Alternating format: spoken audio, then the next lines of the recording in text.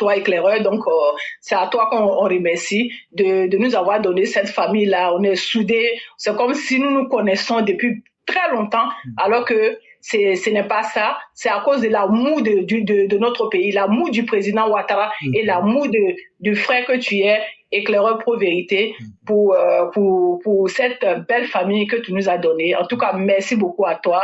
Que Dieu te donne en tout cas la santé, la longévité, franchement, que Dieu te donne ça pour que tu puisses continuer toujours la bataille, le travail, l'amour que tu as envers ton pays, tu as envers le président, tu as envers tous les Ivoiriens là. Que Dieu te continue à te donner cette force là, que tu puisses continuer à vivre, même si on peut dire même là, cette bataille là, parce que cette bataille là n'est pas facile. On est en train de se battre, c'est le mal contre le bien, parce que d'autres personnes là, eux ils sont nés pour faire du mal aux autres. Ils ne veulent pas le bien des autres. Ils veulent seulement que les biens de notre pays là, les biens que d'autres personnes se lèvent matin, midi et soir pour aller chercher là.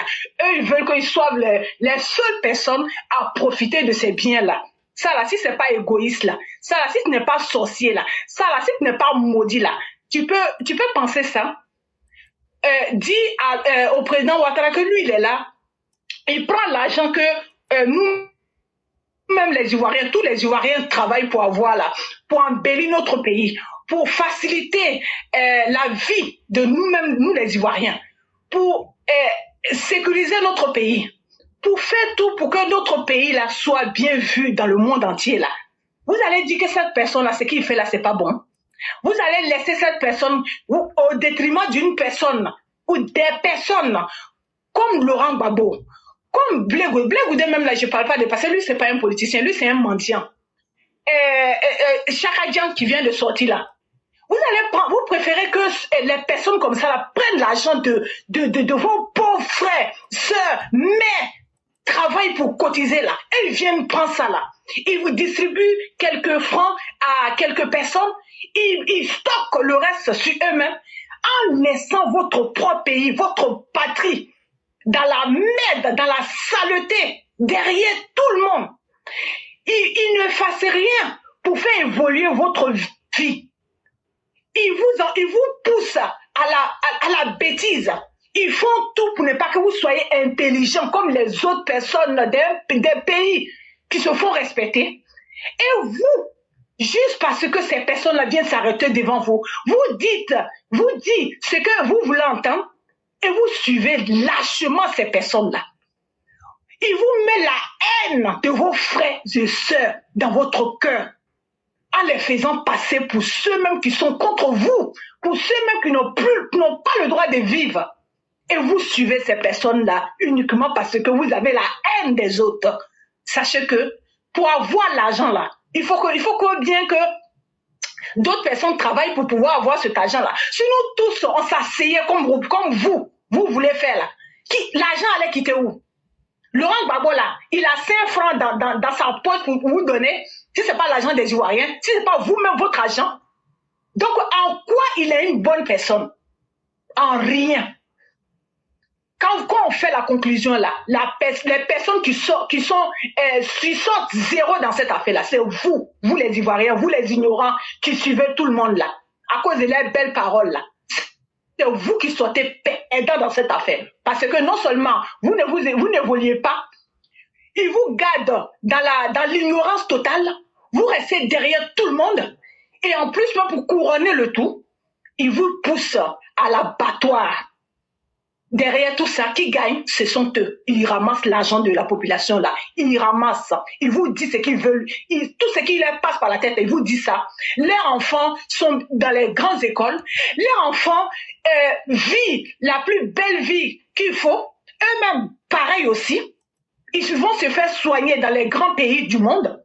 Alors que ils vous poussent à rester dans votre naïveté, dans votre pauvreté à vie. Donc, aux chers Ivoiriens, il est temps pour que vous suivez un monsieur comme monsieur le éclaireur pro-vérité, ainsi que la classe EPV, pour quitter dans cette ignorance que vous êtes dedans depuis toutes ces années-là. Ne suivez plus les gens à cause de leurs beaux yeux, à cause de leurs belles paroles qu'ils vous disent. Tout ce qui les intéresse là, c'est de profiter de vous.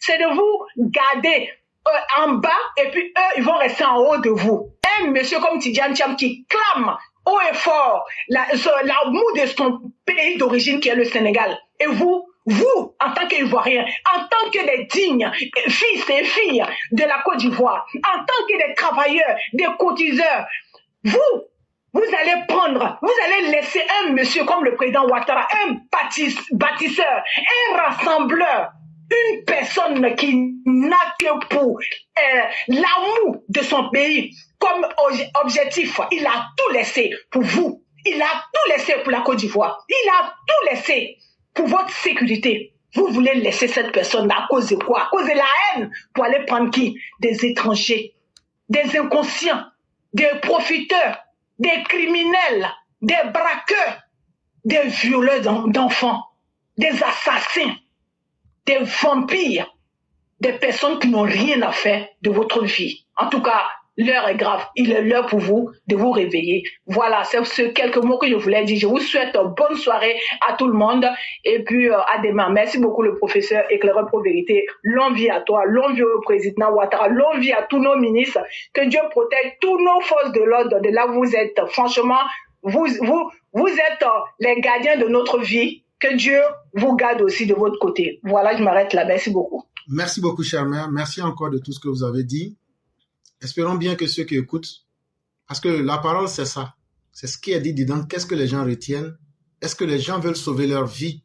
Et est-ce que certains veulent donner réellement un sens à leur propre vie?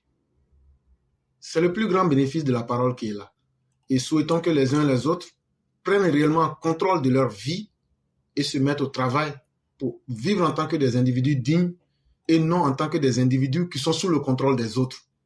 Parce que c'est ça le plus grand échec de l'existence humaine, vivre par procuration. Et espérons que les uns et les autres vont comprendre cela. Vraiment, merci à vous-même. Excellente soirée à vous du côté de Paris et que la bonté divine soit sur chacun de nous. D'accord. Une douce nuit à tout le monde et gros bisous à vous. Je vous aime. Au revoir, à demain. Merci beaucoup. Merci.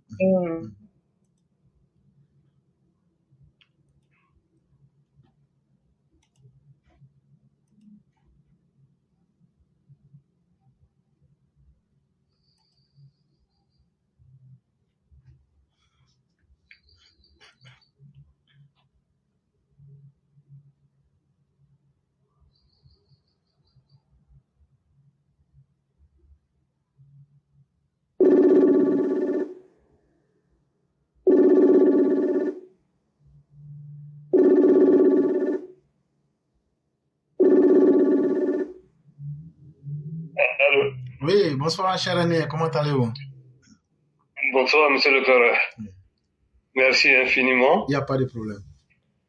Je ne veux pas être long. Bonsoir à tout le monde. Je vais parler un peu de l'ex-président Laurent Gbagbo. Vous savez, Gbagbo, c'est comme un maître. Après maître, il devient professeur. C'est-à-dire, tellement qu'il a enseigné ces gens-là pour mentir. Quand il laisse d'autres, tu reprends. La fois passée, j'ai vu un gars sur NCI, l'un des proches de Gbagbo. Il dit Gbagbo n'a jamais dit qu'il ne va pas rajouter, payer les fonctionnaires. Qu'il n'a jamais dit. Qui peut croire? Après, il dit encore, je peux mettre en défi à tout le monde. Bilan contre Gbagbo. C'est des gens qui ont à apprendre à mentir. Et puis, ils n'ont pas honte. C'est des gens qui sont comme ça.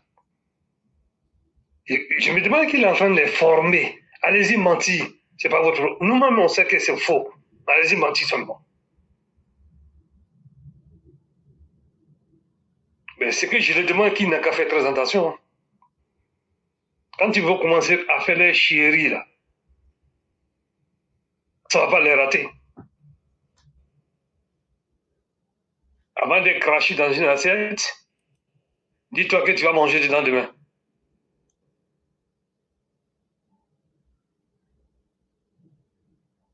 Si j'étais à leur place, je crois qu'il allait être sage pour quitter dans ça.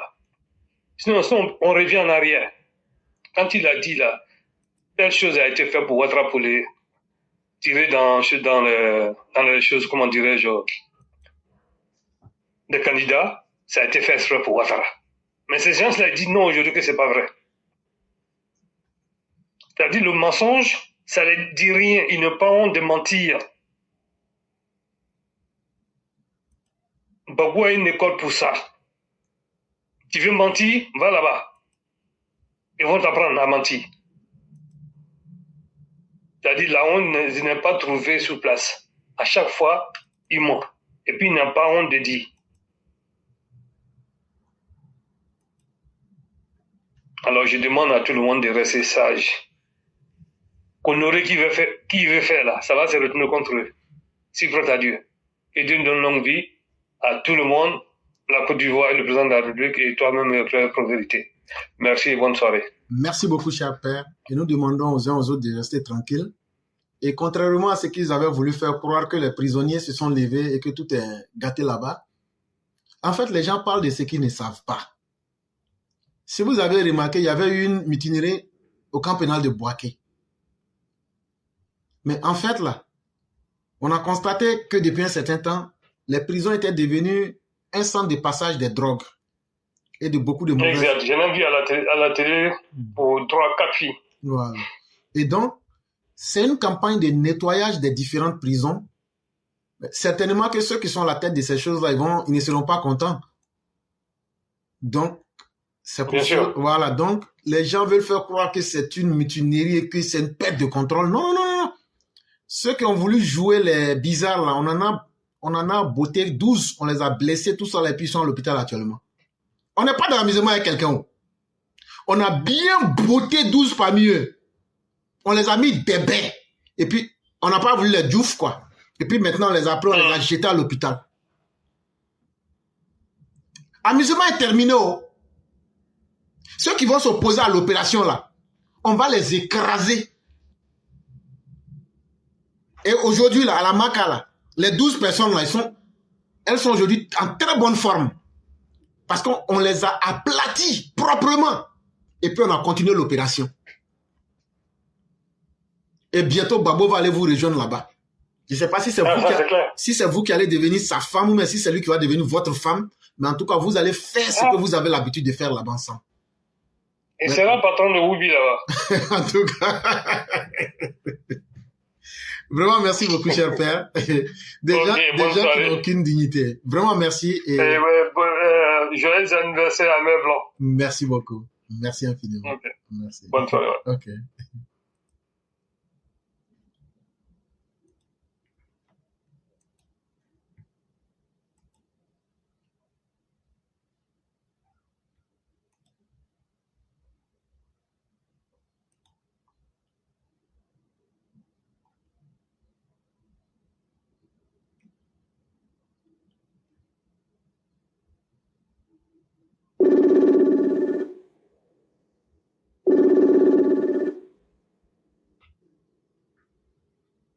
Allô?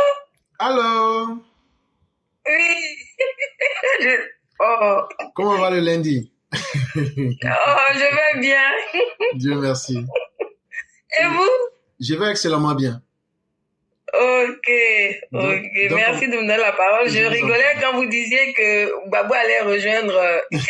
Mais bientôt, il sera un pensionnaire. Les prisonniers. Mais vous savez, éclaireur, enfin, attendez, je vais dire bonsoir à tout le monde d'abord. Il n'y a pas de problème. Bonsoir à tous les élèves de la classe. À vous-même, éclaireur, bonsoir et merci pour le boulot que vous faites. Franchement, merci de nous édifier chaque jour. En fait, vous vous souvenez, éclaireur, que quand la MACA a changé d'appellation et qui est devenue PPA, pôle pénitentiaire d'Abidjan, et nous on a ajouté CI, donc pour correspondre au parti de Babo. Gbagbo avait dit que vu que la MACA devient PPA, ça veut dire que la prison sera remplie de PPAciens. Effectivement. Voilà. Donc, le lien que vous avez fait, vraiment, vous l'avez bien fait parce que, effectivement, je crois que Gbagbo va aller rejoindre les PPAciens qui sont déjà au PPA. Voilà. Et comme ça, il aura des nouveaux militants donc, à partir de la MACA. Voilà, exactement. Voilà. Donc, franchement, c'est ahurissant. Des prisonniers qui scandent on veut Gbagbo. Franchement, ça veut dire quoi? Ça veut dire que eux aussi sont manipulés par Gbagbo. Parce que Gbagbo qui a voulu utiliser la FESI, voilà que la FESI a été dissoute. Il a voulu aussi passer par les enseignants, mais ça n'a pas marché. Et maintenant, c'est vers les prisonniers qui se tournent. Non, mais franchement, non, c'est pour dire que ce Gbagbo-là, moi je me dis, je sais pas, hein, comme on dit qu'il faut autoriser tout le monde de créer un parti, mais pour moi, ce monsieur n'aurait pas dû on n'aurait pas dû lui permettre de créer le PPACI.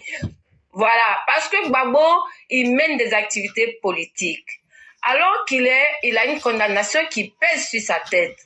Comment se fait-il qu'on le laisse créer un parti et puis on le voit, il est dans les menaces? Parce que Gbagbo qui nous dit que lui, il va aller aux élections pour gagner, sachant qu'il n'est pas éligible. Donc, à quoi il joue? Où veut-il nous conduire? Aujourd'hui, il va à Dabou pour aller mentir comme l'intervenant de tout à l'heure disait. Éclaireur, vous m'entendez? On vous entend parfaitement, cher mère. Voilà, ok. Comme l'intervenant de tout à l'heure a parlé de mensonges, effectivement, vous en avez aussi parlé. Gbagbo, il est dans cette dynamique-là de mentir à ses militants, de faire rêver ses militants. Comme sous leur régime, ils ont fait croire que un cœur était apparu dans une sauce graine. Vous voyez, franchement, que Gbagbo, il arrête de manipuler la jeunesse parce que on en a marre. On ne veut pas retomber dans les mêmes travers. Parce que ce à quoi Gbagbo aspire, c'est créer le chaos, créer la chienlit, tout chambouler dans le pays. Parce que Gbagbo, n'ayant rien réalisé, il voudrait par jalousie, par haine, que tout ce que le président Ouattara a construit tombe à l'eau. Franchement, ça ne va pas se faire. On ne va pas lui permettre de tout remettre en cause parce que nous sommes focus sur le développement et le président Ouattara, il veut le développement. C'est ce à quoi il s'attelle chaque jour. Donc, nous n'allons pas permettre aux bras cassés, aux vauriens de venir détruire ce beau pays que le président Ouattara est en train de remettre sur les rails et que le président Ouattara construit depuis bientôt 14 ans, 15 ans. Franchement, ce n'est pas possible. Et quand on voit aussi l'autre là, Tchaka Djan, après 23 ans d'absence du pays, il revient comme ça et il veut se donner un genre. C'est lui maintenant qui se promène sur les plateaux télé internationaux pour dire que on veut attenter à sa vie, qu'on lui en veut, qu'on veut lui faire barrage. Il oublie les 23 ans. Il devrait avoir honte du fait qu'il ait abandonné la Côte d'Ivoire, qu'il ait abandonné les Ivoiriens pendant 23 ans. Et maintenant, il revient comme ça. Oui, il veut faire du forcing ou alors il veut qu'on lui accorde des avantages pour qu'il devienne président. Non. Tchaka Djan, tu ne seras pas président en Côte d'Ivoire. Ce n'est pas possible parce que tu as foulé aux pieds les textes de ton propre parti et tu n'as pas respecté les lois en Côte d'Ivoire. Donc pourquoi veux-tu qu'on te laisse compétir? Ce n'est pas possible. Il faut d'abord régler ton problème de nationalité. Parce qu'au moment où tu allais te faire inscrire, où tu allais prendre la tête du PDCI, tu n'étais plus ivoirien. Et c'est ce pourquoi tu as un procès qui est collé à tes fesses. Et donc, il faut que la justice nous tranche dans cette affaire-là parce que on voudrait que le sort de Chakadian soit scellé une bonne fois pour toutes pour qu'on puisse avancer. Parce que c'est trop facile. On peut pas accepter que, alors que certains sont restés, ont tenu le parti qui est le PDCI, et lui, il arrive comme ça, il passe devant tout le monde, il s'installe. Et il vise la magistrature suprême. Non, nous, on va pas se laisser diriger par un menteur, quelqu'un qui n'a pas une bonne moralité. Ce n'est pas possible.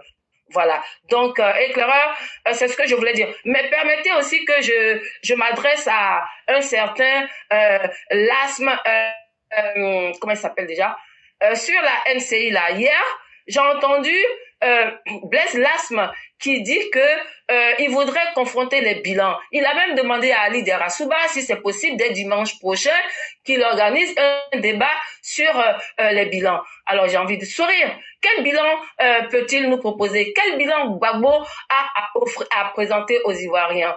Donc franchement, nous sommes à l'aise pour parler de notre bilan parce que nous avons fait beaucoup. Le président Ouattara vous avez parlé un peu du bilan même dans vos développements éclaireurs. Donc franchement, ces gens-là, ils nous font sourire. C'est des menteurs. Ils veulent juste vendre du rêve à leurs militants qui les écoutent, qui sont séduits par leurs belles paroles. Mais Dieu merci, on a eu le trio du RHDP qui a laminé le trio en face, les PP de l'opposition, et ça c'est très bien. Je félicite le maire Fanny Dissia, Kokora et Arthur Banga. Franchement, ils ont été à la hauteur et merci. C'est ce genre de débat-là que nous avons besoin pour faire comprendre au camp d'en face qu'ils ne peuvent pas nous duper. Voilà, parce que nous avons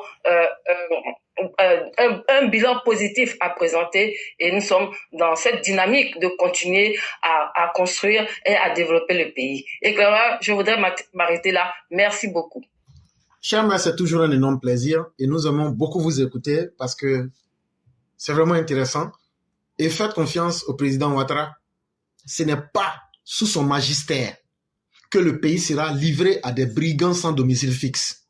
Je veux parler de Tidjane Thiam, que je considère ici comme un bandit, un brigand sans domicile fixe. Parce que les brigands, ils n'ont pas intérêt à rester dans un lieu. Et comme ils pensent qu'il pourra faire des rapines en Côte d'Ivoire pour prospérer, c'est ce que moi j'ai dit. Ce que tu vas faire le 11 là, il faut faire ça le 11. Il ne faut pas mettre ça aux choses. Mais bon, la justice a sa propre cadence. Mais toujours est-il qu'il faudrait que la Côte d'Ivoire se fasse respecter. Et ça, c'est un minimum que nous devrions imposer à l'extérieur pour leur faire comprendre que autant eux ils aiment les lois chez eux, ils doivent aussi accepter que la Côte d'Ivoire puisse s'offrir des lois à la convenance des Ivoiriens. Et chers maires, nous n'allons lâcher rien du tout. Et ce que nous disons, peut-être que les gens font semblant de ne pas nous comprendre. Nous ne sommes pas là aujourd'hui pour parler. Nous sommes prêts à encaisser les conséquences des choix que nous aurions faits. Je ne crois pas que beaucoup de personnes... Cher, mais est-ce que quand je parle, les gens comprennent de quoi je parle? Quand je dis que nous sommes prêts à encaisser les conséquences de nos choix, ça veut dire ce que les autres font là, c'est leur problème, ça ne nous intéresse pas. Mais nous, la décision qu'on a prise là, on ira jusqu'au bout. Et les Ivoiriens n'auront pas peur parce que c'est sorti de la gueule de Laurent Gbagbo, que c'est aujourd'hui lui s'inquiète pour les Ivoiriens. Il envoie des chiens arrangés pour dire aujourd'hui, si les Ivoiriens ne font pas ça. Mais vous avez déjà promis que vous allez brûler les Ivoiriens. Comment est-ce que vous pouvez encore sortir de ces sales bœufs que vous vous inquiétez pour ces personnes que vous brûlez déjà? Soyez cohérents. Vous parlez, mais comme des tarés, vous ne vous souvenez pas de ce que vous dites. Si vous étiez soucieux de la vie des Ivoiriens, ce n'est pas vos iniquités, vos hérésies qui vous ont fait quitter.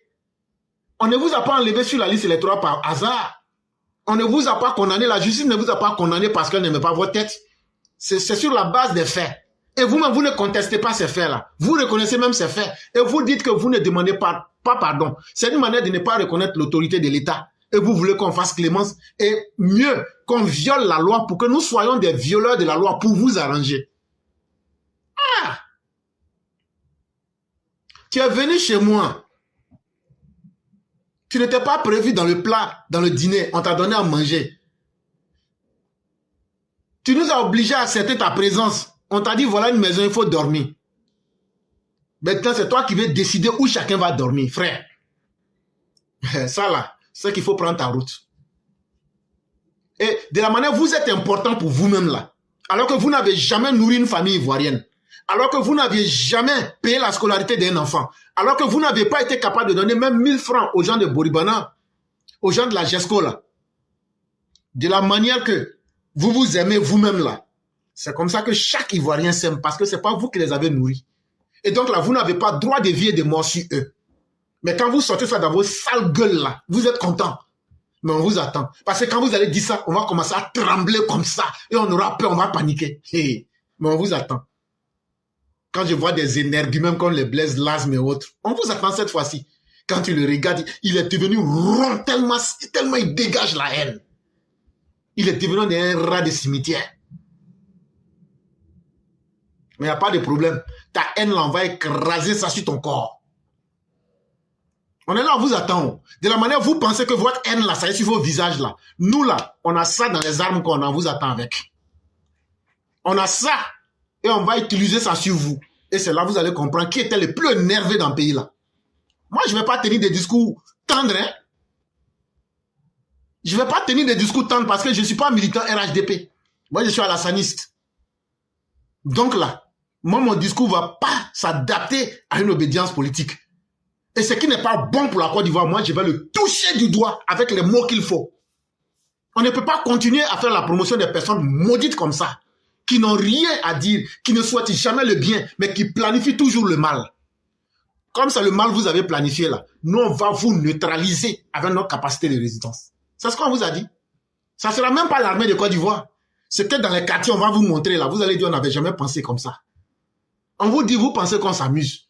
Et nous demandons à tous nos parents ivoiriens de ne jamais et de ne plus jamais se laisser faire.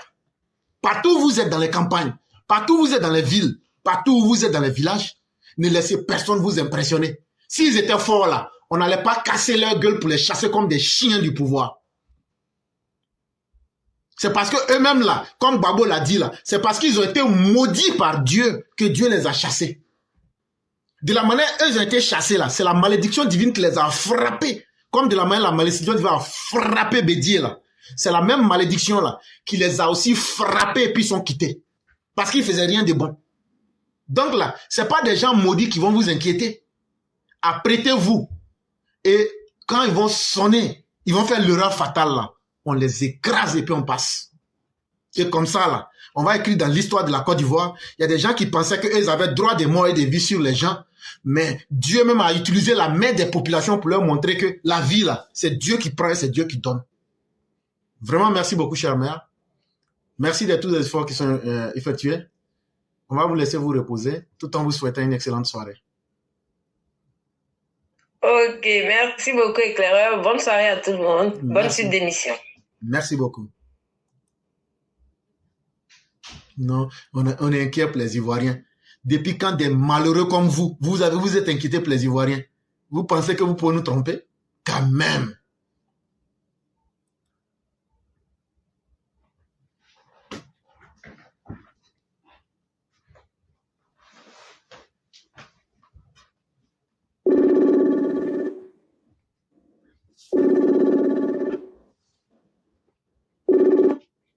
Allô?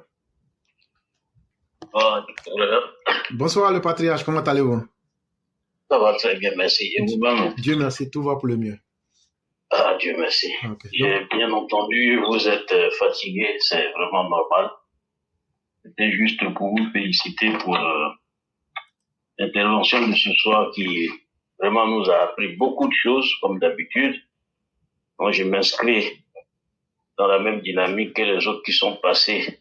Je salue, avant de commencer, à tous les frères et sœurs qui nous écoutent, que ce soit les EPV en premier et tous les Ivoiriens. Oui, éclaireur, je crois que ce que vous avez dit ce soir, ça fait réfléchir et ça fait penser à beaucoup de choses. Mais l'un des aspects qui m'a le plus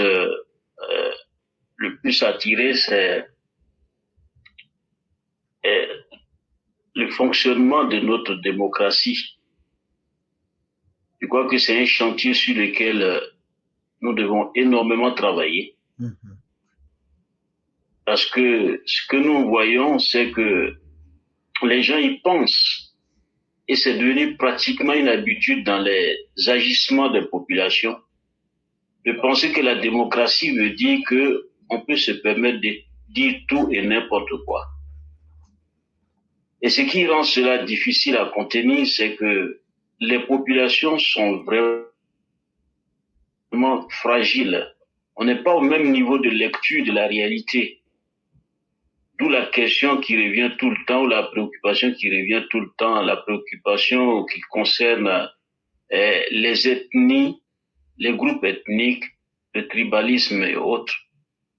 Ça, c'est vraiment un chantier sur lequel je pense que des séminaires même doivent être organisés pour permettre de donner aux gens les armes nécessaires pour libérer les esprits de l'emprise de ces choses-là. Et je ne vais pas trop m'attarder là-dessus, mais je l'utilise comme introduction pour vraiment dire ce que j'ai à dire ce soir de façon essentielle. Vous voyez, dans l'islam, l'une des choses les plus importantes, donc c'est la transition que je fais comme ça, l'une des choses les plus importantes que Dieu a données au prophète Mohammed, paix et salut sur lui, c'est la prière. Et il lui a dit, il a fait selon, comment on appelle ça, selon ce qui est dit dans les hadiths, le prophète est monté dans les cieux pour aller auprès de Dieu, pour me faire comprendre, et il lui a été donné la prière. Et vous voyez dans cette prière quotidienne, surtout dans la Fatiha, la sourate dit Iyyaka na'budu wa iyyaka nasta'in.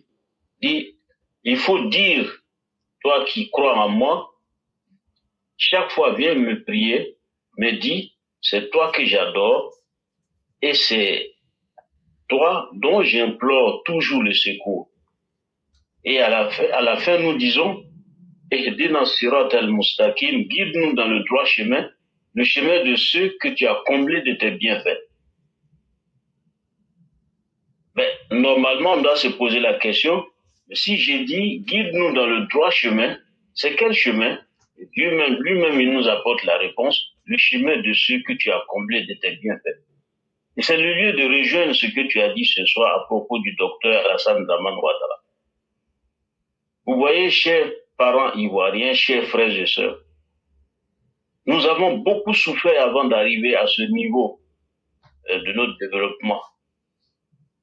Il y a eu beaucoup de pleurs, beaucoup de peurs, et beaucoup ont retrouvé la mort sur ce chemin-là. Il y a eu beaucoup d'injustices.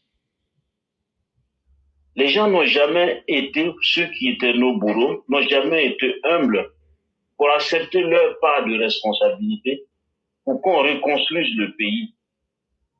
Mais on a demandé à Dieu, guide-nous dans le droit chemin, le chemin de ceux que tu as comblés de tes bienfaits. Et ce chemin-là, c'est qui? C'est une personne qui vient épris d'amour et de justice, qui se bat et qui continue de se battre pour construire un pays qui était complètement démantelé, qui était complètement mis sans dessus-dessous. Donc Dieu a répondu à nos souffrances, à notre appel, à nos prières, où on se disait, qui va venir nous sauver, nous sortir de cette situation? On a ça devant nous aujourd'hui. Donc c'est le lieu pour nous de ne pas vraiment regarder ailleurs, de faire force sur nous-mêmes, pour ne serait-ce qu'écouter qui dit la vérité dans tout ça. Il y a des vendeurs d'illusions, il y a des gens qui vont jamais arrêter de vous attirer vers ce qui va vous détruire finalement. Donc, c'est à nous de regarder.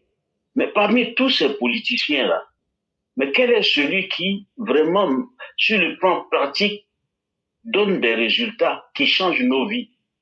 Bien évidemment, comme vous l'avez dit, c'est le docteur Alassane Dramane Ouattara. Donc, si vous haïssez, si vous ne reconnaissez pas les travaux, les réalisations de ce monsieur, c'est, en fait, vous êtes en train de vous maudire vous-même. Parce que le bonheur est arrivé, vous ne l'avez pas reconnu. Donc, quand vous dites, on veut vraiment ton secours, Dieu, et qu'il a apporté le secours, et que vous niez ce secours-là, c'est une façon de dire, mais nous voulons autre chose. Mais nous, on sera là pour que tous ceux qui sont dans le sens de nier cette réalité-là soient combattus jusqu'à leur dernier retranchement. Parce que la Côte d'Ivoire est en train de réaliser quelque chose d'exceptionnel. Vous avez parlé des critères du développement ou de l'émergence. Mais c'est des choses essentielles. Mais malheureusement, ce qui est aujourd'hui notre vraie faiblesse, c'est la qualité de notre démocratie en termes de la capacité des populations, en tout cas surtout les populations les moins jeunes, à capter le discours dans le sens d'être en capacité de l'analyser et de tirer ce qu'il y a de meilleur par rapport à l'expérience que le pays a connue dans son cheminement. Donc c'est important que cette démocratie-là, nous la surveillons de très près, parce que les gens qui sont en face, je veux dire ceux qui sont dans l'opposition entre guillemets, ne veulent pas cela. Parce que le jour où le peuple va comprendre qu'effectivement la démocratie n'a qu'un seul but, c'est de permettre la manifestation de la vérité, à partir de cet instant, eux, ils vont complètement disparaître. Vous voyez déjà ce qui se passe sur Chakadjan, entre guillemets, Tidiane Thiam.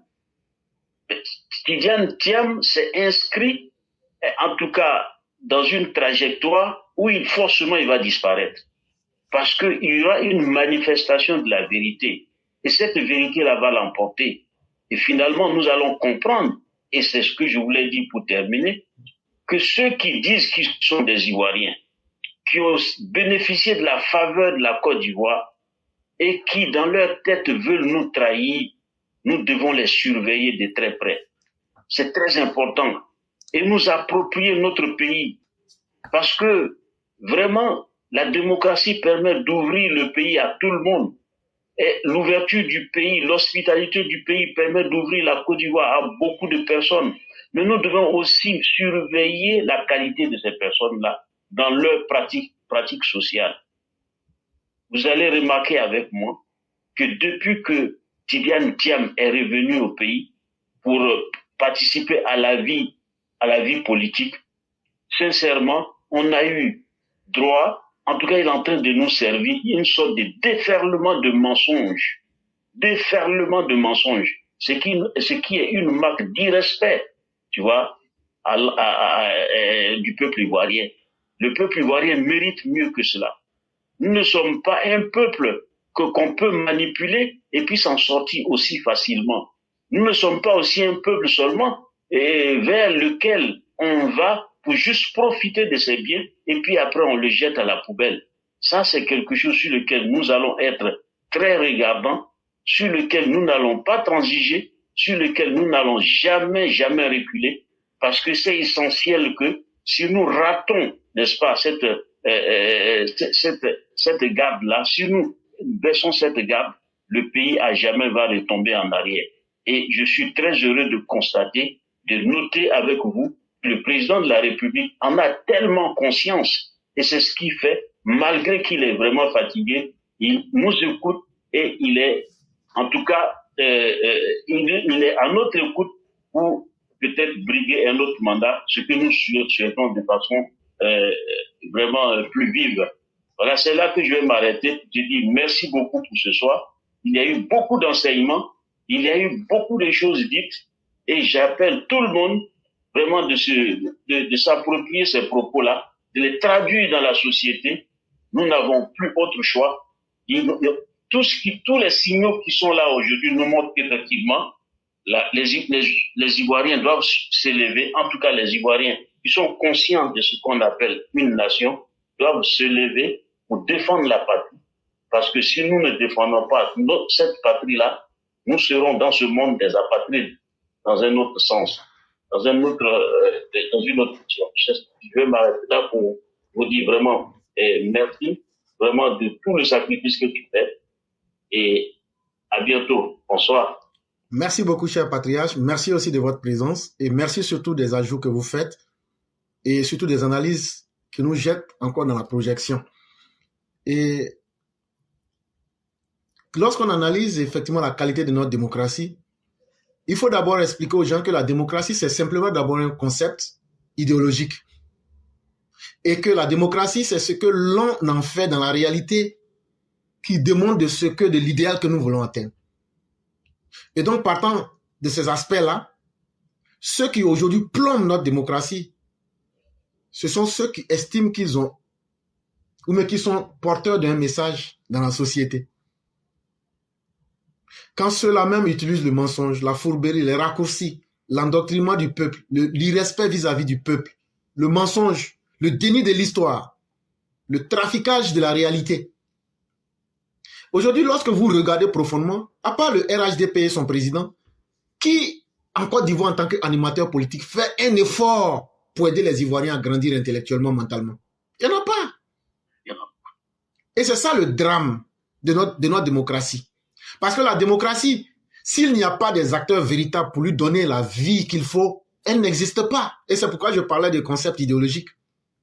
Tu peux avoir les plus belles idées du monde, mais si tu ne les matérialises pas, c'est nul, ça n'a pas d'effet.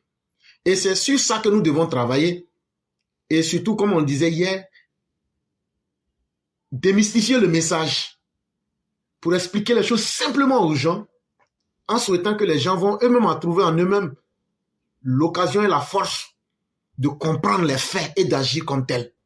À partir du moment où j'ai compris que c'est ce médecin-là qui peut me soigner, je ne dois plus avoir honte de faire le rang et d'utiliser son remède. Parce qu'on peut avoir la même maladie, mais nous n'avons pas les mêmes organismes. Et chacun doit comprendre ce que c'est que faire la politique. On ne peut pas démissionner. Ne pas faire de la politique, c'est démissionner de sa propre vie. Si tu ne fais pas la politique, les politiciens vont jouer avec toi et l'avenir de tes enfants. Se taire n'est pas une option. Faire semblant de dire que peut-être qu'en restant silencieux, ils vont m'oublier. Non, quand leurs malheurs, les malheurs qu'ils ont sémés viennent là, c'est là que tu te rends compte que tu as fait un mauvais choix. Et donc, il faut affronter les problèmes de notre société avec une intelligence et un raisonnement éclairé. Si chacun agissait réellement en fonction d'un bon niveau de compréhension dans la réalité, vous verrez que ces politiciens n'auront plus pignon sur rue. Parce qu'on va leur dire, oh, ça ne vaut pas la peine. Mais je crois que c'est possible. Tant que nous allons continuer, comme vous le dites, à frapper sur la pierre, même si c'est une goutte d'eau, un jour arrivera, il aura une fissure et la pierre va se briser. Les secrets que les gens voulaient cacher vont sortir. Et les enfants de pauvres que nous sommes, on va ramener le pays et corriger. Ce sera le peuple qui va corriger les dirigeants. Si les dirigeants ont été incapables d'être l'instrument de mesure à partir duquel le peuple devait se mesurer, le peuple, vous n'avez qu'un seul choix, c'est de devenir ceux qui vont corriger ceux qui veulent être vos dirigeants. Et c'est possible. Vraiment, merci beaucoup, cher aîné. On va vous souhaiter une excellente soirée et que Dieu nous maintienne en santé et qu'il nous accorde toutes ses grâces. Merci beaucoup. Merci beaucoup. Bonne nuit. À vous pareillement.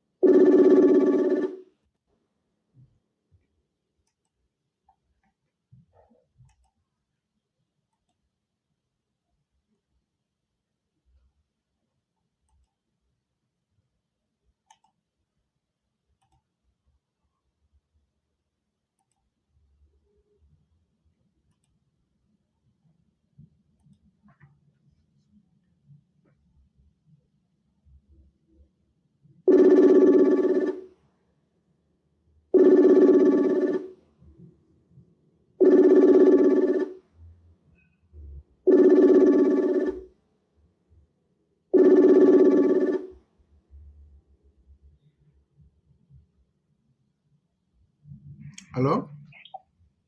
Oui, bonsoir, cher frère Clara. Bonsoir, le concurrent. Comment allez-vous? Oui, je vais très bien chez vous. Dieu merci, tout va plus mieux.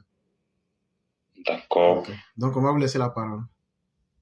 Je vous remercie de me donner la parole.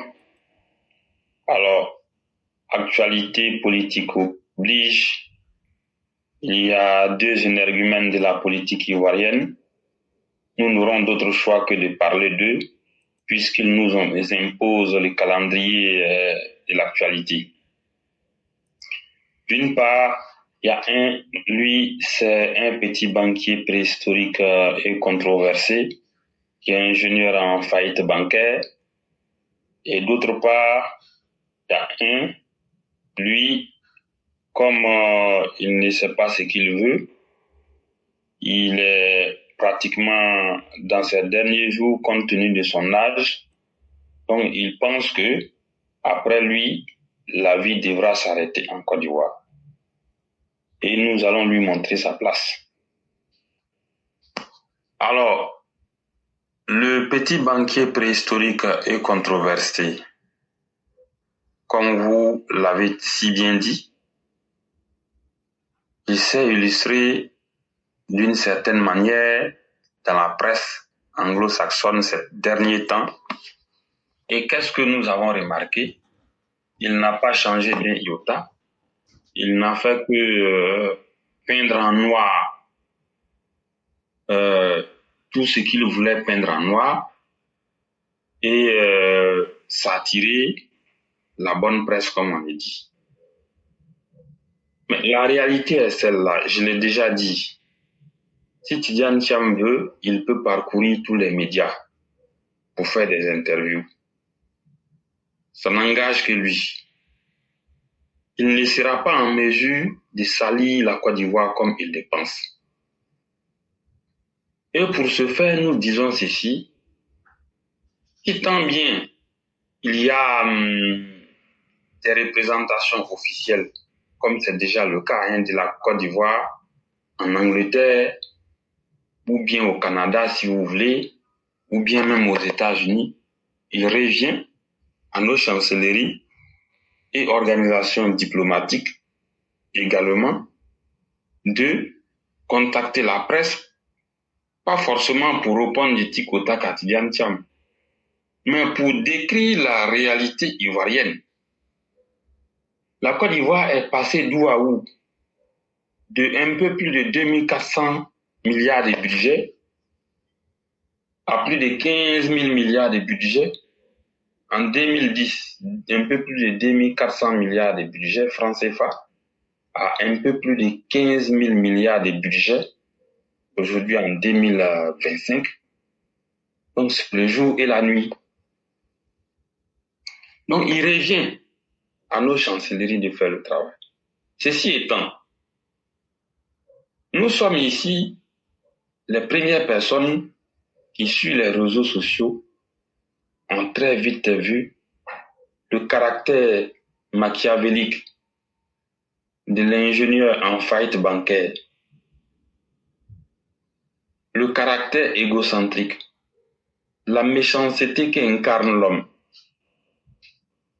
l'incompétence notoire qu'incarne l'homme. Nous l'avons déjà vu depuis très longtemps. Et depuis pratiquement 3 ans, nous avons commencé à dénoncer. Et nous ne l'avions pas fait par hasard.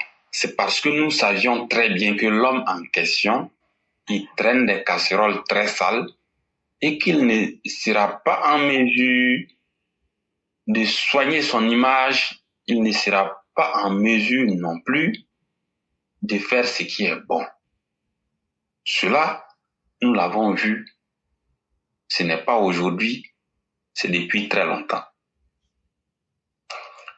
Et aujourd'hui, les uns et les autres peuvent voir, comme on l'a si bien dit, les épargnants des Crédit Suisse, les gros clients des Crédit Suisse, les partenaires d'affaires, tout cela se sont plaints de Tidjane Thiam. Ils ont déposé des plaintes contre lui. Ça montre très bien ce que vaut l'homme exactement. Ici, sur le plan politique, il ne fait que s'en prendre au président de la République, il ne fait qu'attaquer le président de la République, il ne fait que salir la Côte d'Ivoire, il ne fait que raconter tout et n'importe quoi. Et nous disons, excusez-moi, sur la question stop. Nous disons stop. Et pire, il a menti sur sa situation. C'est pour cela que nous demandons à la justice de faire son travail.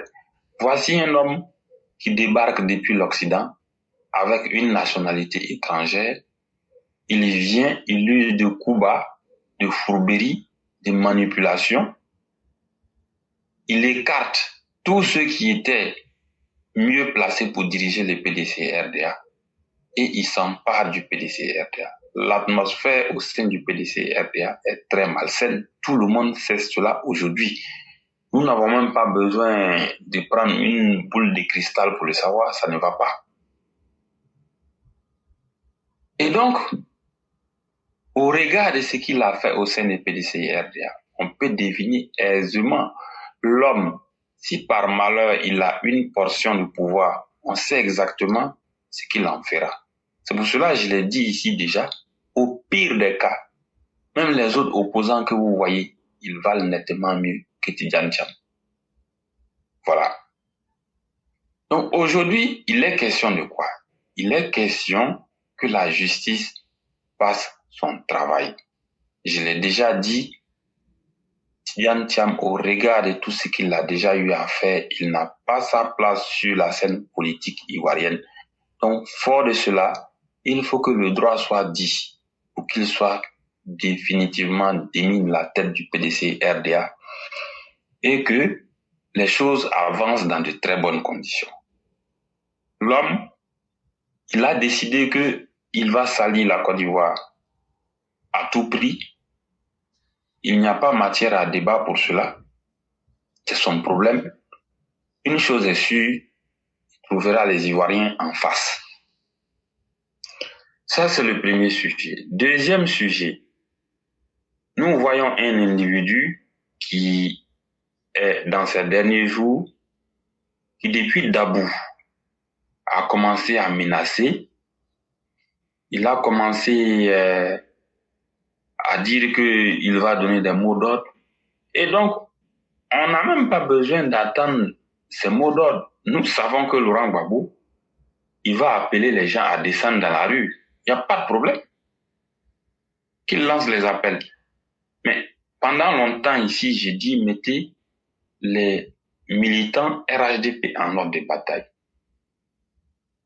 Au-delà de ça aussi, j'ai demandé aux autorités sécuritaires compétentes de faire leur travail. Laurent Gbagbo pense que quand on va dire que lui, il ne sera plus de ce monde, en ce moment, la vie ivoirienne devra s'arrêter. Mais non, Laurent Gbagbo qui a fait 10 ans à La Haye, les Ivoiriens vivaient dans des conditions paisibles. Les Ivoiriens étaient en paix. Ton retour ne mettra pas fin à la vie ivoirienne. Ou bien le jour que tu ne seras plus là, cela ne mettrait pas fin à la vie de la nation ivoirienne. Donc nous disons ceci. Nos autorités qui continuent de jouer avec ces démons, ou bien je ne sais pas, qui par magnanimité, entre griffes, laissent ces démons, Laurent Gbagbo, faire ce qu'il veut, nous disons que trop, c'en est de trop. On ne va pas accepter. Même un seul blessé lié à un mot d'ordre de Laurent Gbagbo sera de trop. Un seul blessé, je ne parle même pas de mort, un seul blessé lié à un mot d'ordre de Laurent Gbagbo sera de trop pour nous. Donc, fort de cela, il n'y a même pas matière à débat. Il y a encore des malheureux, justement, qui sont autour de Laurent Gbagbo, qui continuent de bomber la poitrine, qui bandent les muscles. Ceux-là, il n'y a pas matière à débat. Avant même qu'ils vont dire qu'ils vont passer à l'acte pour lancer des mots d'ordre ou bien pour manifester, il faut les mettre aux arrêts. qu'ils soient mis aux arrêts. Comme ça, on verra comme ils veulent défier l'autorité de l'État, ou bien ils veulent perturber la quiétude des Ivoiriens, ou bien ils veulent semer les troubles. Comme ça, on verra. Donc, ce temps-là, le temps vraiment de la gentillesse, moi, je pense que c'est révolu. Avec les discours qui sont servis, on voit très facilement, je l'ai déjà dit, ils ont commencé le lynchage médiatique contre la commission électorale, ça n'a pas marché. Ils ont décidé de retirer leurs représentants de la CEI, tant pis pour eux, sur 18 personnes. S'il y a 2 qui sont partis, la vie, elle continuera, la CEI va organiser les élections. Même sur 18 personnes, s'il y a 6 qui s'en vont, la commission électorale va fonctionner. Après ça, ils vont continuer le tapage médiatique. Les tapages médiatiques, ils vont lancer des appels à manifester. Les appels à manifester, ils vont encore instrumentaliser des jeunes gens pour casser des biens, pour faire tomber des arbres ou bien pour brûler. Ça, il faut s'attendre à ça. Et après ça, maintenant, vous allez voir si rien n'est fait, ils sont capables de mettre en place un gouvernement de transition. Mais en 2020, on a laissé faire. Voici pourquoi ils ont encore le courage. Nous autres, nous disons ceci. Nous ne voulons même pas entendre même que ils ont lancé un mot d'ordre à manifester et puis ils ne sont pas mis aux arrêts. Nous n'en voulons pas.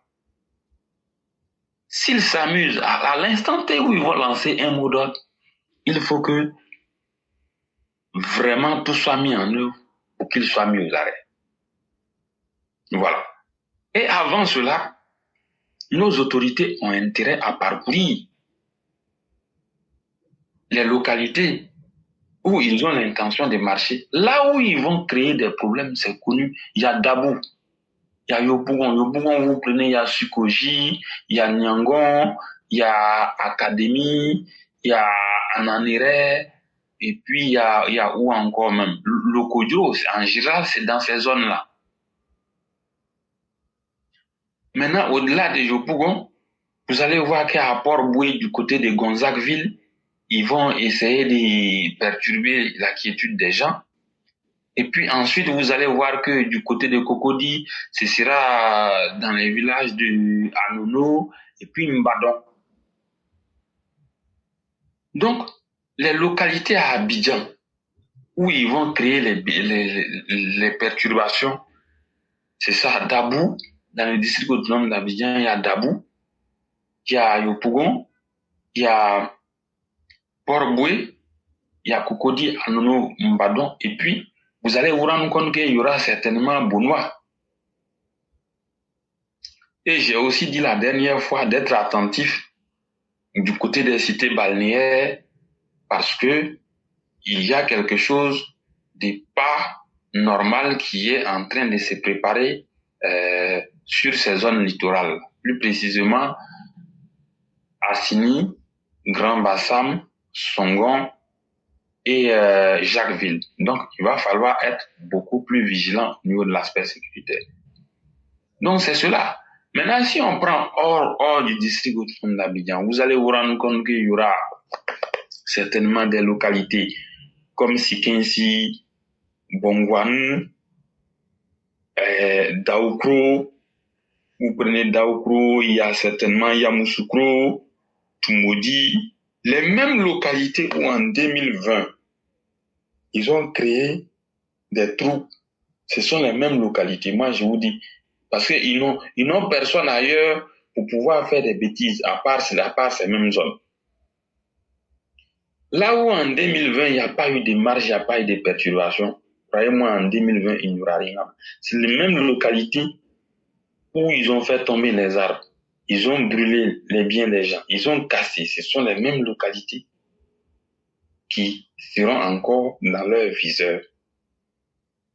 Donc, si les gens se donnent le temps de l'observation, bon, moi, je ne sais pas. Sinon, moi, je me dis, à partir de maintenant même, là, il faut passer à l'acte contre Laurent Gbagbo. Du moment où Laurent Gbagbo dit qu'il y a des mots d'ordre qui viennent, je pense déjà même qu'il faut déjà commencer à agir.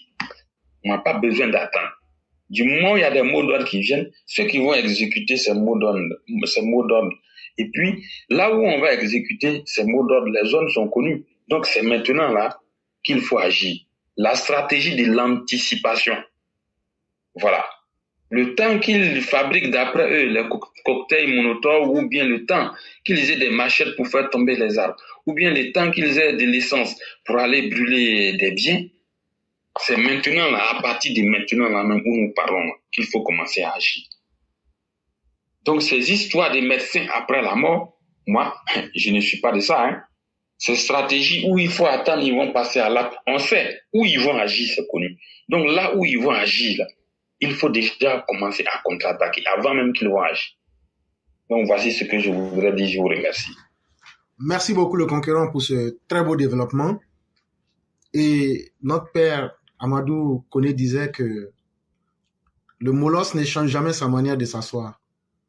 Un chien ne peut pas changer sa façon de s'asseoir.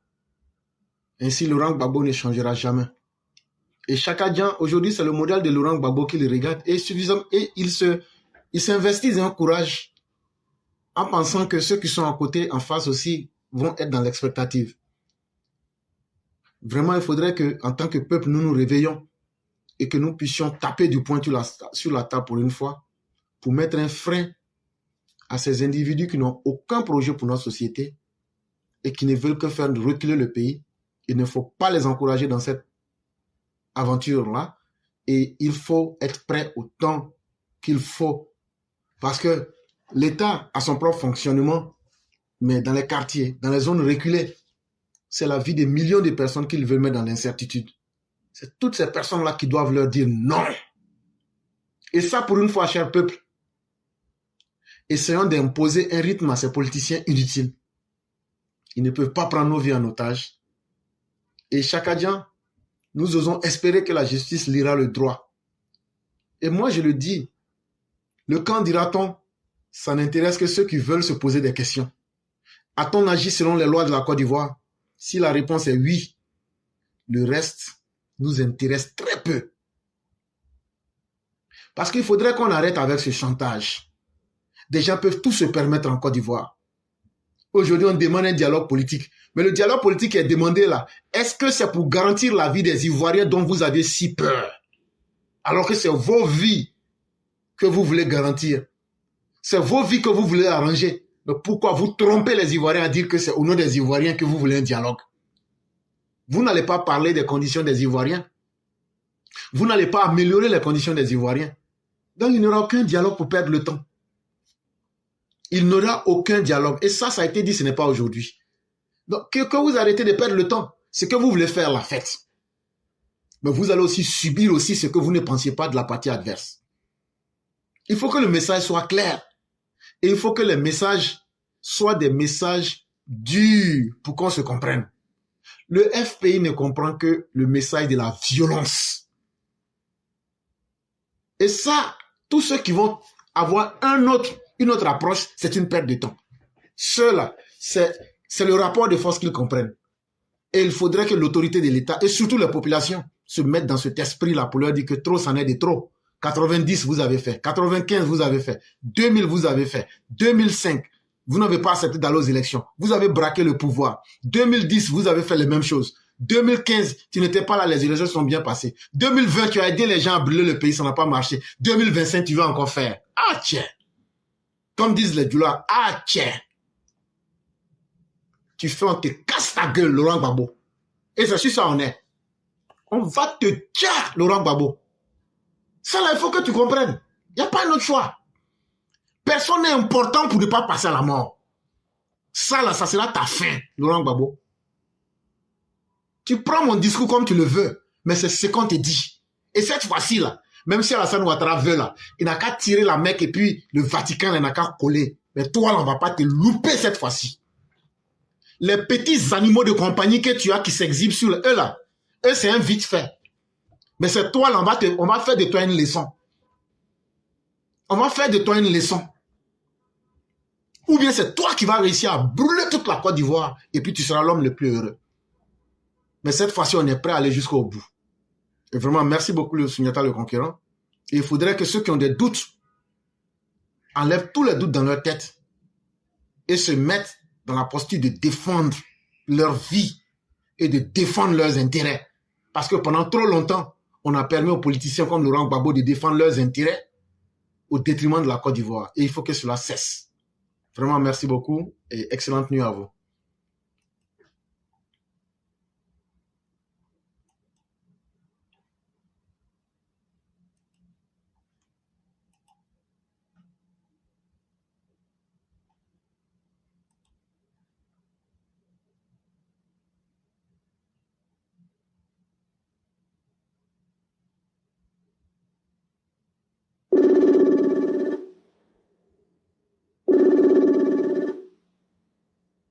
Allô?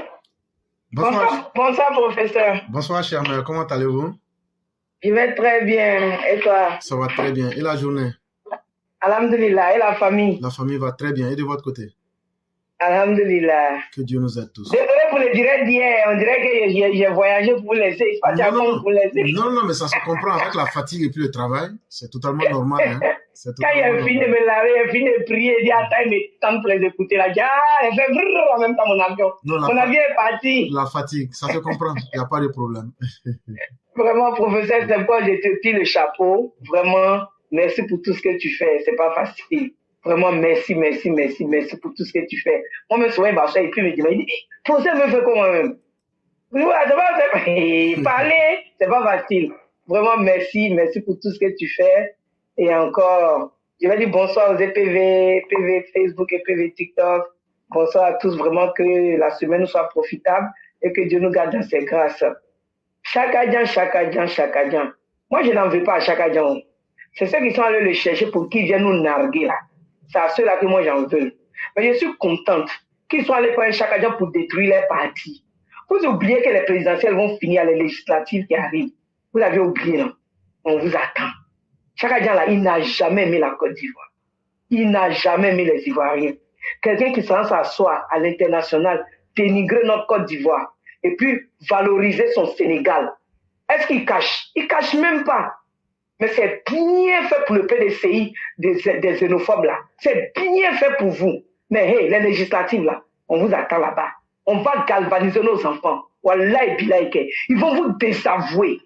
Oui. Chakadjan, c'est qu'il est en train de faire. Il fait oui, quoi. Et puis même quand il parle anglais, il ment. Et puis il parle même en direct. Franchement. Ouais, Doiman égale à Doiman. Tu n'as jamais arrêté de doyer. Allah ne va même pas te permettre de ne pas doyer. Tu vas doyer tout le temps partout où tu as passé. Les internationaux que tu as menti chez eux là, eux ils pèsent les partis politiques par ton poids du pays. Le PDCI pèse quoi? C'est ce qu'il faut leur dire. Tu ne leur dis même pas qu'est-ce que ton parti pèse au pays. C'est comme ça les gens, les internationaux là, ils réfléchissent. Hein. Tu penses qu'ils sont... C'est-à-dire que c'est pourquoi je suis content qu'à l'aide de l'Internet aujourd'hui où on voit tout. Vous pensez que vous verrez un mensonge d'avant là. Vous pensez que nous on va laisser au stade des Abla Poko quoi. On va pas évoluer. Les enfants évoluent. Les enfants font leurs propres recherches. Donc ton mensonge, ton deuil que tu fais en passant, en te promenant partout là. Et ils sont au courant de ça. Parce que même ils savent combien ton parti là pèse en Côte d'Ivoire. Ils le savent. Vous pensez que les gens là, eux aussi ils font pas de recherches quoi. Tu n'as même pas honte d'aller t'arrêter de deuil. Et puis tu valorises ton pays. Tu aimes ton pays tant, mais pourquoi tu vas pas là-bas? Fallait là-bas. Mais je t'en veux pas. C'est ceux qui sont allés te chercher, vous venez te déposer là. Mais eux là, les législatives là vont faire.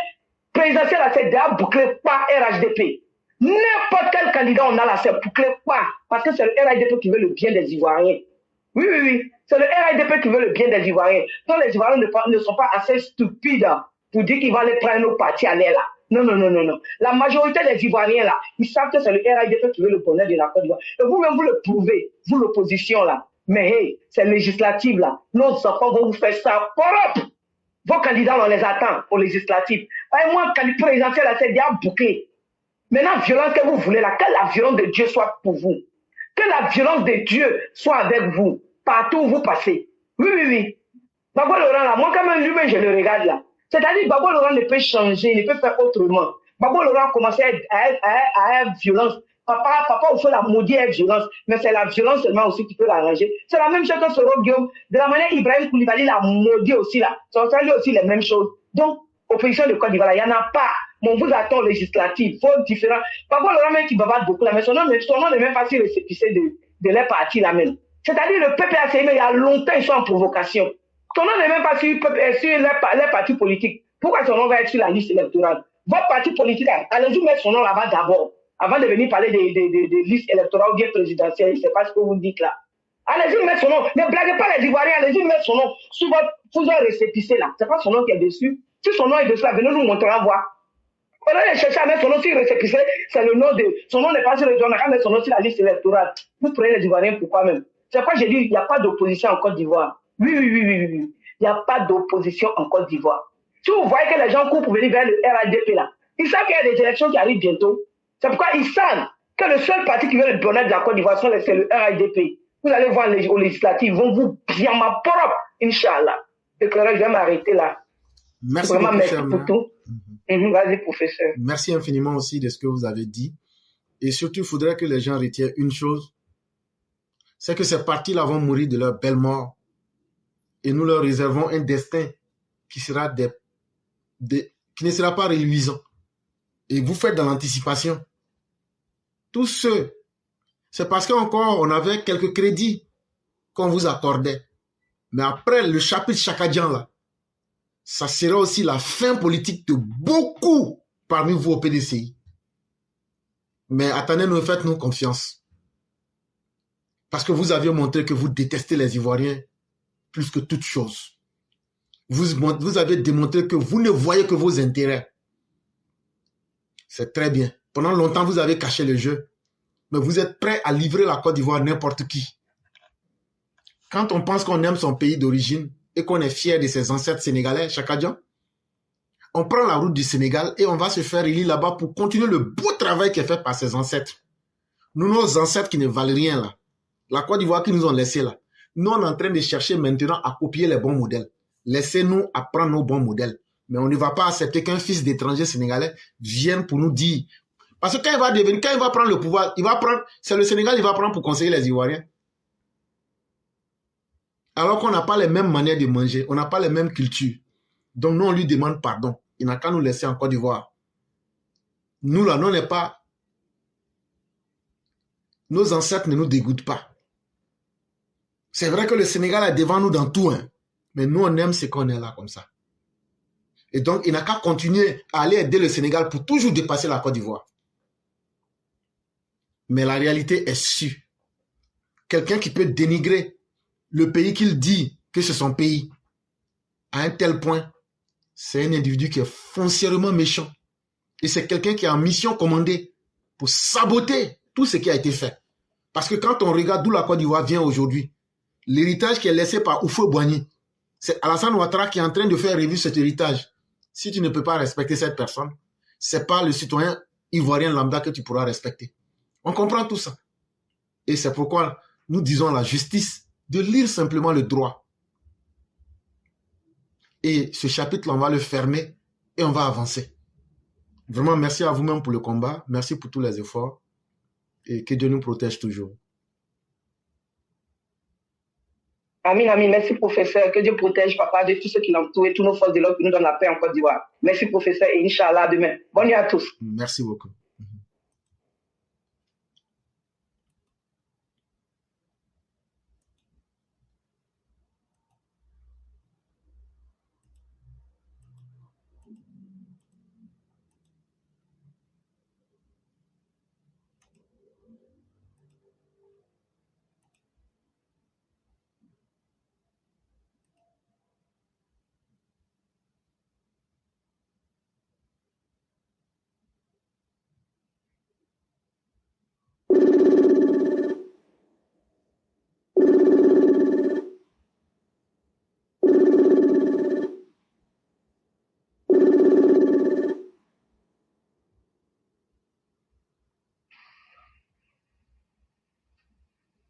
Allô?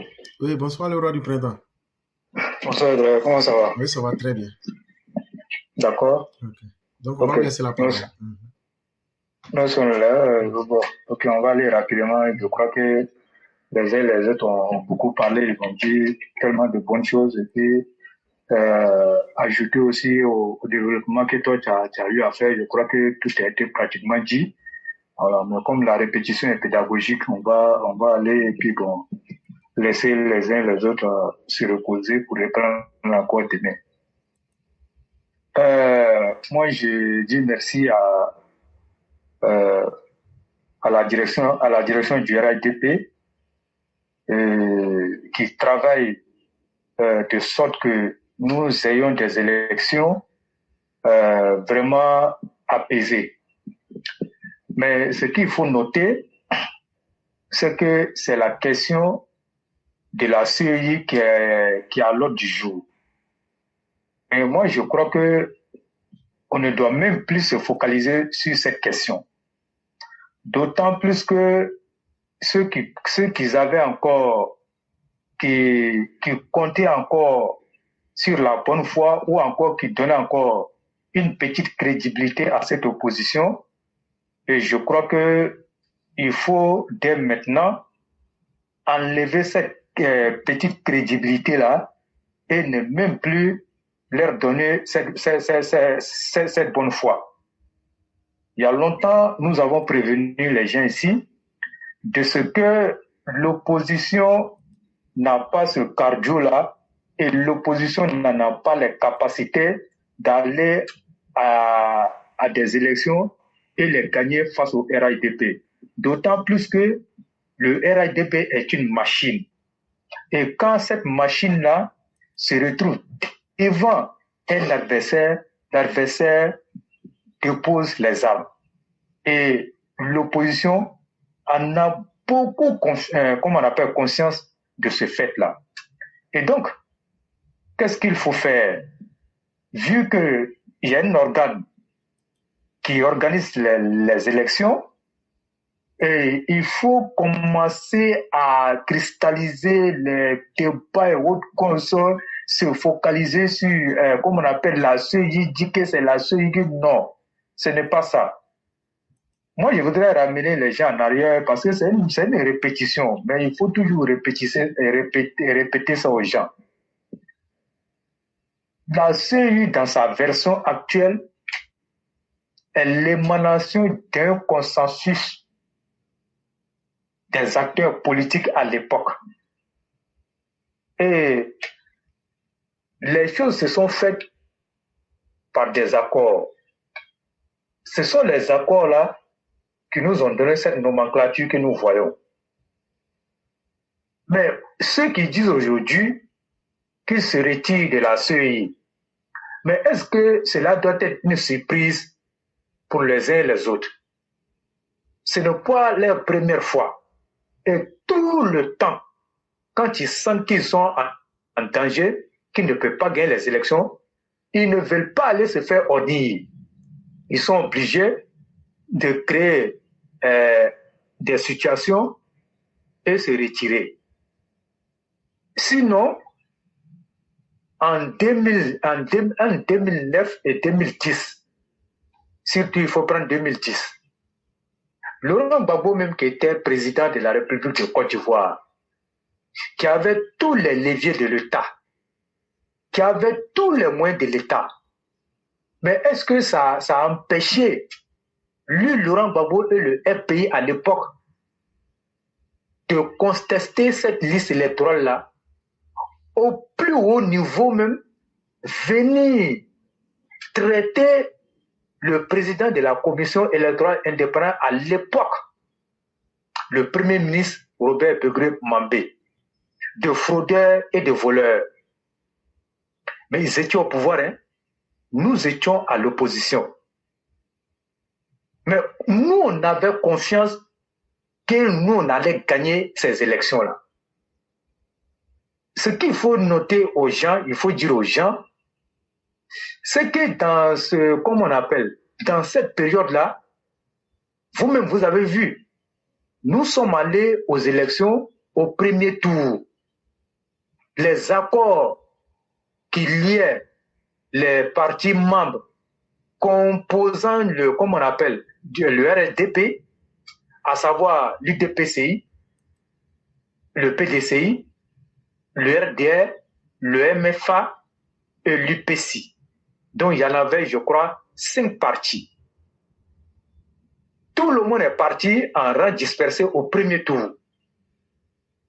Et au premier, quand les résultats ont été proclamés, Laurent Gbagbo est arrivé en tête.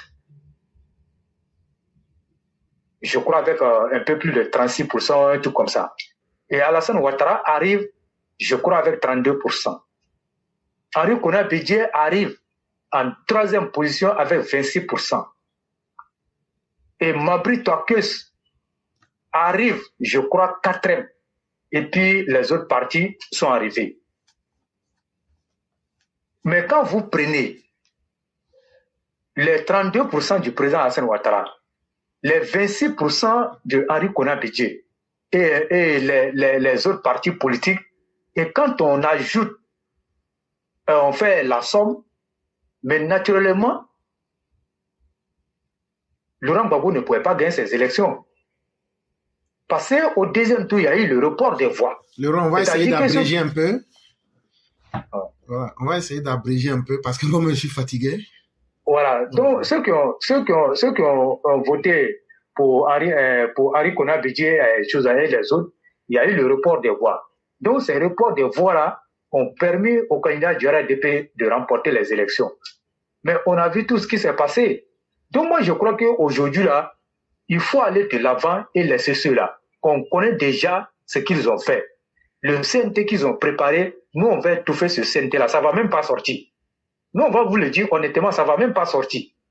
Donc, les mots d'ordre que Laurent Gbagbo va lancer, que ceux qui ne savent pas que c'est le CNT qu'ils ont mis en place là, donc nous, on va vous le dire. Donc, nous, on attend son mot d'ordre. Moi, je vais vous préciser quelque chose. En 2021, c'est par là, hier, je suis passé, j'ai fatigué, je ne pouvais pas faire un peu. En 2021, on a vu leur CNT. C'est passé, on peut parler. Si le président Alassane Ouattara a toléré le CNT, moi, je vais vous dire honnêtement, hein, c'est à cause de Henri Konan Bédié que le président Alassane Ouattara n'a pas agi. Au-delà de la politique, il faut comprendre que le président Alassane Ouattara, il a vécu sur Henri Konan Bédié à Washington. Et quand il était là-bas, étudiant, il était sur Henri Konan Bédié quand il était ambassadeur là-bas. Donc, il y a tout ça, comme le président Alassane Ouattara, c'est quelqu'un qui est tellement rattaché à la reconnaissance. Depuis lors, il n'a jamais voulu faire du mal à Henri Konan Bédié. En dépit de tous les mal que Henri Konan Bédié a causé au président Alassane Ouattara, en 2021, et vous avez même vu, les gens allaient essayer de tuer Henri Konan Bédié, c'est le président qui l'a protégé. Quand ils ont fait le blocus autour de sa résidence, c'était pour le protéger. À cause de Henri Konan Bédié, Alassane Ouattara a laissé, il n'a pas fait ces choses. Et même ceux qui ont été pris après et puis qui ont été libérés, c'est à cause de Bédié qu'il les a libérés. Maintenant que Bédié n'est plus là, je peux vous donner cette garantie-là qu'il n'y aura pas d'état d'âme. Je dis bien, il n'y aura pas d'état d'âme. Donc, celui qui peut comprendre, en tout cas, il n'a qu'à chercher à comprendre. Il n'y aura pas d'état d'âme. Henri Konan Bédié n'est plus là. Laurent Gbagbo, on va l'arrêter et puis rien ne va se passer. Il sait très bien. S'il y a quelqu'un qui a peur du président Alassane Ouattara, c'est Henri Konan Bédié, et comme on appelle Laurent Gbagbo, il fait exprès. Et comme il ne veut pas s'attirer la foule, comme on appelle, les injures de ses militants, il est obligé de les galvaniser.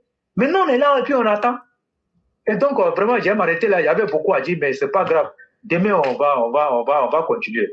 Donc, merci beaucoup à tout le monde. Et puis, bon, je crois que les choses vont bien se passer. Donc, il n'y a aucune crainte. Et puis, c'est le président Alassane Ouattara. Le 17, on ira, comme on appelle, au Congrès, en tout cas pour décider les choses. Donc, je vais m'arrêter là et puis bonne nuit à chacun. Merci. Merci beaucoup, le roi du printemps. Merci de votre compréhension et merci à tous ceux qui nous ont suivis aussi. On va se dire demain, c'est un autre jour. Et on va vous laisser rapidement la conclusion, comme c'est d'habitude, et dire merci à chacun.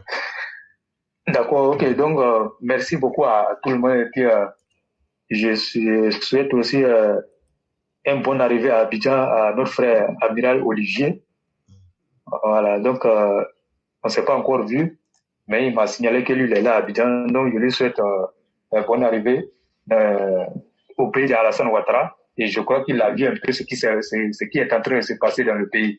Donc, vraiment, merci beaucoup à tout le monde. Et puis, bon, excellente nuit à chacun. Ceux qui sont encore, comme on appelle, dans la journée, comme vous éclairez. Donc, bonne journée à vous là-bas. Merci. Merci beaucoup, le roi du printemps. Et vraiment, excellente nuit à chacun. Et merci encore infiniment de votre compréhension. Merci à tous ceux qui nous ont suivis. Merci à tous ceux qui ont sécurisé l'émission. Demain sera un autre jour et que Dieu nous permette de vivre dans la grâce. Et excellente nuit à chacun et à chacune. Merci. Merci beaucoup.